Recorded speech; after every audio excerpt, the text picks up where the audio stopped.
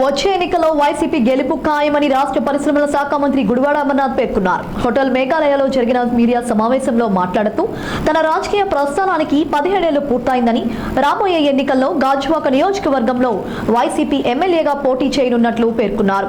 CM Jagan మీద జరిగిన దాడి సానుభూతి కోసం జరిగిందని, చంద్రబాబు నాయుడు ప్రతిపక్షాలు చెప్పడం అవివేకమన్నారు. జగన్ బస్సు యాత్ర సిద్ధం సభలకు వస్తున్న ఆదరణ చూసి ఓర్వలేక విమర్శలు చేస్తున్నారని ఆరోపించారు. రాజకీయంగా నేరుగా ఎదుర్కోలేకనే జగన్ మీద విమర్శలకు దిగుతున్నారన్నారు. చంద్రబాబు నాయుడు మామకు వెన్నుపోటు అందరికీ తెలిసిందే అన్నారు. ఎన్నికల్లో గెలిస్తే 20 లక్షల ఉపాధి ఇస్తామని చెప్పుకుంటున్న టీడీపీ నేతలు టీడీపీ హయాంలో ఎన్ని ఉద్యోగాలు ఇచ్చారని ఆయన ప్రశ్నించారు. వైసీపీ హయాంలో 3 రెట్లు ఉద్యోగాలు ఇవ్వడంతో పాటు ప్రపంచ స్థాయి కంపెనీలు ఏర్పాటు చేశామని స్పష్టం చేశారు. దావోస్ లోని చలి కారణంగా వెళ్లలేదు అని తాను అన్నట్లు నిరూపిస్తే పోటీ నుంచి తప్పుకుంటానని సవాలు విసిరారు. స్టీల్ ప్లాంట్ ప్రైవేటీకరణకు వ్యతిరేకంగా పోరాటానికి వైసీపీ సంపూర్ణ మద్దతు ఇస్తుందని స్పష్టం చేశారు. టీడీపీ హయాంలో చంద్రబాబు చేసిన దురాగతులను దుయ్యబట్టారు. వాళ్ళ మీద వాళ్ళే రాళ్లు వేసుకుని వైసీపీ మీద విమర్శలు చేస్తున్నారని మండిపడ్డారు. పెట్టుబడులు సదస్సులో ప్రకటించిన పెట్టుబడులు ఇప్పటి వరకు 19% గ్రాంట్ అయ్యిందని అని మీడియా అడిగిన ప్రశ్నకు సమాధానమిచ్చారు. నాకు ఓటేయండి అని చెప్పనన్నా అడగాలి. లేదు 14 సంవత్సరాల పాటు నాకు మీరు అవకాశం ఇచ్చారు, ఏమీ చేయలేకపోయాను, పోనీ ఇప్పుడన్నా ఒకసారి అవకాశం ఇవ్వండి, ఇప్పుడన్నా చేస్తానన్నా చెప్పాలి. ఇవి రెండూ మానేసి నేను ఏదో చేస్తానని చెప్పి తిరిగి జగన్మోహన్ రెడ్డి గారి మీద బురజల్లేటువంటి ప్రయత్నం చేసి ఆయన మీద జరిగినటువంటి దాడి కూడా ఆయనే చేసుకున్నాడు అనేటువంటి విధంగా మీరు ఏంగా మాట్లాడుతూ ఉన్నారే. దేశంలో ఉన్నటువంటి ప్రముఖ నాయకులందరూ కూడా ఖండించారు. దేశ ప్రధాని, వివిధ రాష్ట్రాల ముఖ్యమంత్రులు, దేశంలో ఉన్నటువంటి వివిధ రాజకీయ పార్టీలు అందరూ కూడా ఖండించారు. మీకు మాత్రం, చంద్రబాబు నాయుడు గారికి మాత్రం అసలు కనీసం సరే సింపతి అనేటువంటిది దాన్ని ఖండించాల్సినటువంటి అవసరం లేదు, కానీ తిరిగి నిందించేటువంటి కార్యక్రమం చేస్తూ ఉన్నారు.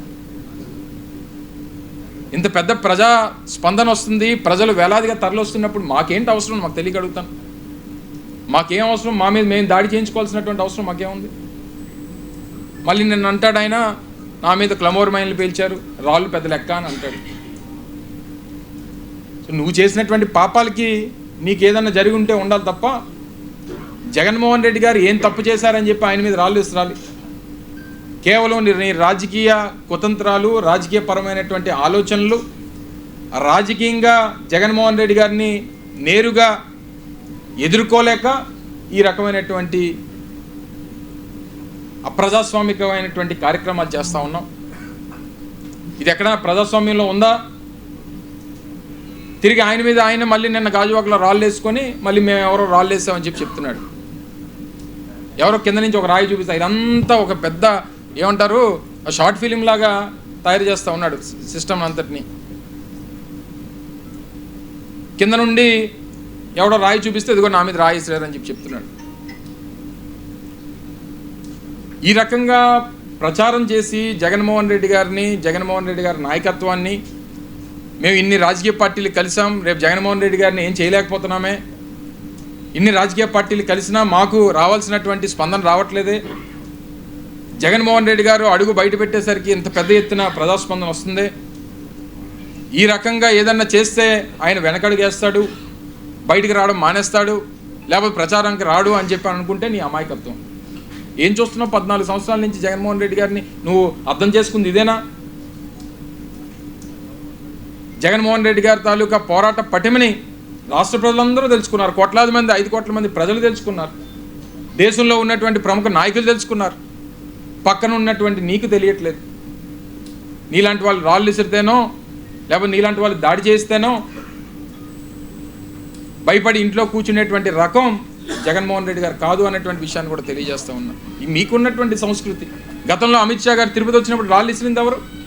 మీ తెలుగుదేశం పార్టీ కార్యకర్తలు కదా. గతంలో మీ మామ ఎన్టీ రామారావు గారి మీద చెప్పులిసింది ఎవరు? నువ్వు కాదా?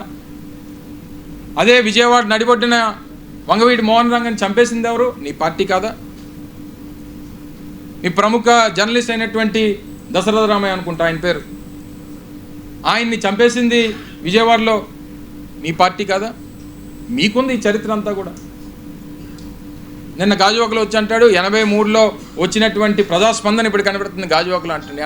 83లో నువ్వు ఎక్కడున్నావు? ఏ పార్టీలో ఉన్నావు? 83లో నీ పార్టీ కాంగ్రెస్ పార్టీ, నువ్వు పోటీ చేసింది కాంగ్రెస్ పార్టీ, నువ్వు ఓడిపోయింది కాంగ్రెస్ పార్టీ. నువ్వు 83లో ఏ పార్టీ చూసావు? అసలు నీ రాజకీయ జీవితం మొదలైంది కాంగ్రెస్ పార్టీలో. తర్వాత సరే వాళ్ళ కూతురిని చేసుకున్నావు, తర్వాత రాజకీయ పరిణామాలు, వెనుపోట్లు ఇవన్నీ కూడా తెలిసినటువంటి అంశాలు. నీకు ఏ రోజు కూడా ప్రజల తాలూకా ఆమోదం, ప్రజా బలంతో, ప్రజల తాలూకా మన్ననలతో నువ్వు రాజకీయాల్లో రాణించింది ఎప్పుడు నాకు తెలిసి ఎప్పుడు లేదు. అయితే 4 పార్టీలతో జతకట్టినప్పుడు లేదో మీ పార్టీ నాయకుని వెన్నుపోటు పొడిచో నీకు నాయకత్వం వచ్చింది తప్ప ప్రజల నుంచి ఒక నాయకుడిగా ఎదిగినటువంటి సందర్భం ఏ రోజన్నా చంద్రబాబు నాయుడు గారికి ఉందా? ఒకసారి ఆలోచన చేయమని చెప్పి కోరుతా ఉన్నా. ఇవన్నీ కూడా చూసిన తర్వాత కూడా ఇంకా జగన్మోహన్ రెడ్డి గారిని విమర్శించాలన్నటువంటి ఆలోచన మానుకుంటే మంచిది. నువ్వు ఇంకా విమర్శించుకోలేది, ఆయన మీద ఇంకా మరింత సింపతి, నీకు పడాల్సిన 10 ఓట్లు కూడా పడడం మానేస్తాయి. ఈరోజు చంద్రబాబు నాయుడు గారు నిన్న గాజువాకలో మరికొన్ని విషయాలు మాట్లాడుతూ రాష్ట్రంలో అభివృద్ధి, రాష్ట్రంలో ఏం జరిగింది, రాష్ట్రంలో పరిశ్రమల పరిస్థితి ఏంటి, రేపు నేను వస్తే 20 లక్షల ఉద్యోగాలు ఇచ్చేస్తానని చెప్పాను. 14 నుంచి 19 ఎన్ని ఉద్యోగాలు ఇచ్చావు చెప్పు ఒకసారి.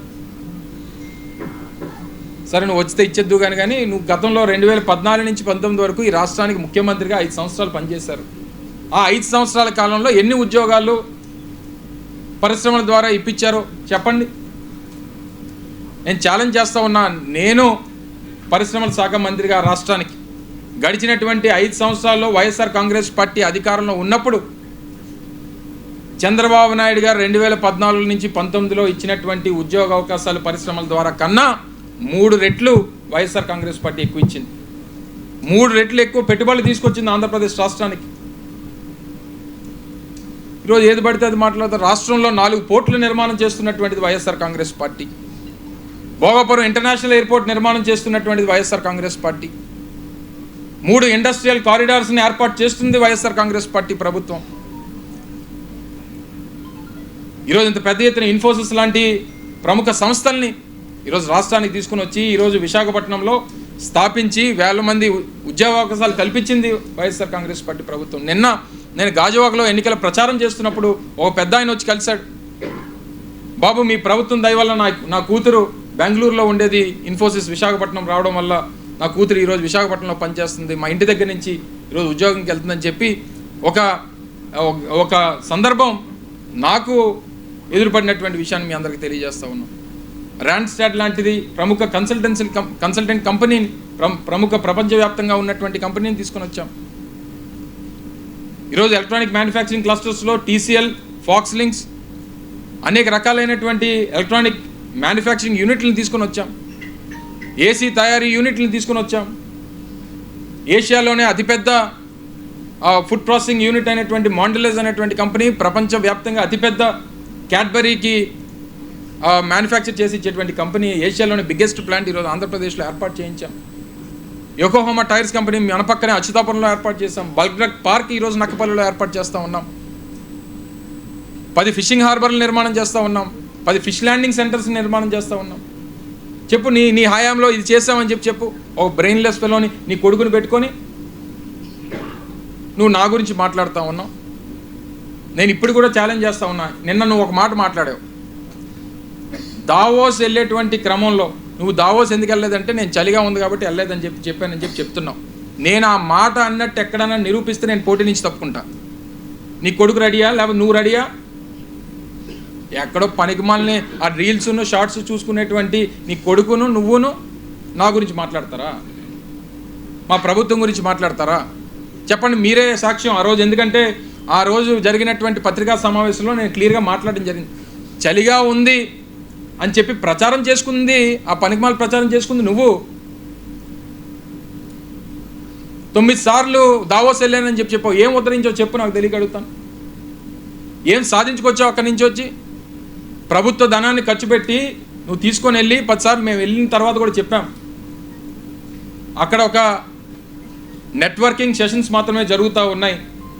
ప్రపంచవ్యాప్తంగా ఉన్నటువంటి వివిధ దేశాలకు సంబంధించినటువంటి పాలసీల మీద డిస్కషన్స్ జరుగుతూ ఉన్నాయి. అది ఒక పెద్ద నెట్వర్కింగ్ సెషన్ లాగా ఉపయోగపడుతుంది తప్ప అక్కడ ఉన్నటువంటి మనకు అవసరమైనటువంటి వారిని మన రాష్ట్రానికి రప్పించుకొని మనం సదస్సులు పెట్టుకొని మనం వాటిని ఆకర్షించేటువంటి కార్యక్రమాలు చేయాలి తప్ప 15 కోట్లు 20 కోట్లు ప్రతిసారి వెళ్ళినటువంటి క్రమంలో ఖర్చు పెట్టి నువ్వు సాధించింది ఏంటి?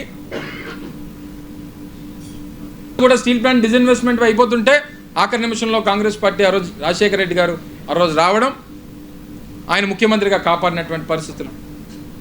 షిప్ యార్డ్ని కాపాడింది రాజశేఖర రెడ్డి గారు. ఈ ప్రభుత్వ రంగ సంస్థల్ని కాపాడినటువంటి చరిత్ర రాజశేఖర రెడ్డి గారి కుటుంబానికి ఉంది. మళ్ళీ రేపు స్టీల్ ప్లాంట్ కూడా కాపాడేటువంటి కార్యక్రమం కూడా జగన్మోహన్ రెడ్డి గారు మాత్రమే చేయగలరనేటువంటి విషయాన్ని కూడా తెలియజేస్తూ ఉన్నా. సో ఇవన్నీ పెట్టుకొని ఇంత ఘన చరిత్ర నీకు ప్రభుత్వ రంగ సంస్థలకు సంబంధించి నీకు చరిత్ర ఉంది. 99 నుంచి 2004 మధ్యలో 55 ప్రభుత్వ రంగ సంస్థల్ని ప్రైవేటైజ్ చేసినటువంటి చరిత్ర చంద్రబాబు నాయుడు.